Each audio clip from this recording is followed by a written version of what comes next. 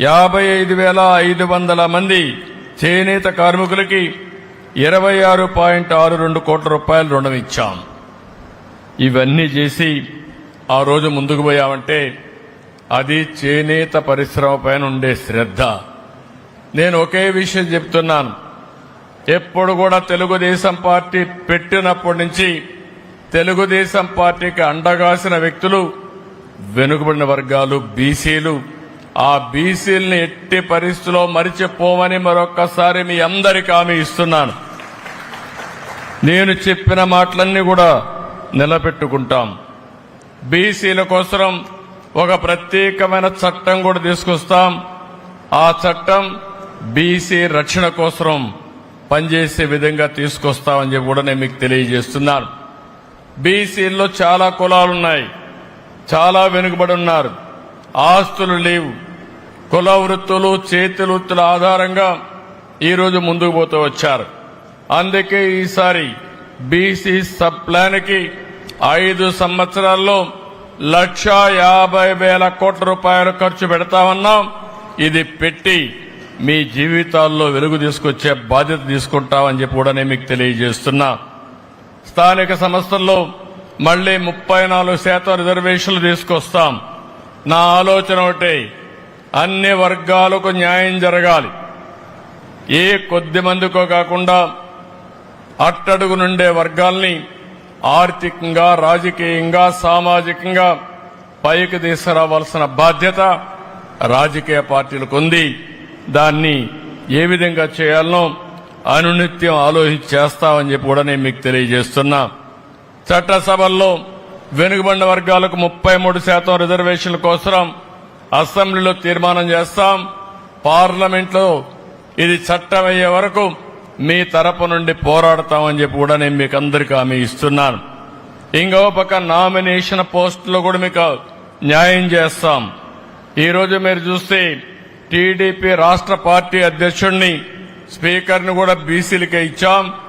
మంత్రులను కూడా అగ్రస్థానం ఇచ్చిన party Telugu Desam party, NDA government అని చెప్పి కూడా నేను గుర్తు చేస్తున్నాను. అయితే ఈరోజు మీరు ఒక్క విషయం గుర్తుపెట్టుకోవాలి. నేనైతే ఈరోజు ఎంతో ఆశగా వచ్చాను అన్ని అనౌన్స్ చేయాలని. అడిగిన దానికంటే ఎక్కువ ఇవ్వడం నా స్వభావం. కానీ ప్రభుత్వాన్ని చూస్తున్నాను, 2 నెలలుగా చూస్తున్నాను. అన్ని శాఖలు సమీక్షలు చేశారు, అసెంబ్లీ అయ్యింది. కానీ ఈరోజు మీరు చూస్తే ఖజానా దివాలా తీసింది. మామూలు కాదు, 10 లక్షల కోట్ల రూపాయలు అప్పు చేశారు. వడ్డీ అసలు కట్టాలంటే సంవత్సరానికి 80 నుంచి 90 వేల కోట్ల రూపాయలు కట్టాలి.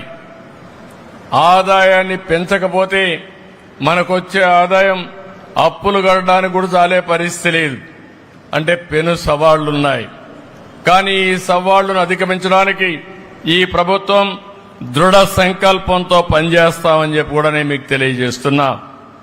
ఏ శాఖలో చూసినా దోపిడీ, విధ్వంసం, అవినీతి, వ్యవస్థలు నిర్వీర్యమైపోవడం. నేను 4వసారి ముఖ్యమంత్రి అయ్యాను. 3 సార్లు చూశాను. 3 సార్లు కూడా ఎప్పుడూ ఇన్ని ఇబ్బందులు నేను ఎప్పుడూ చూడలేదు.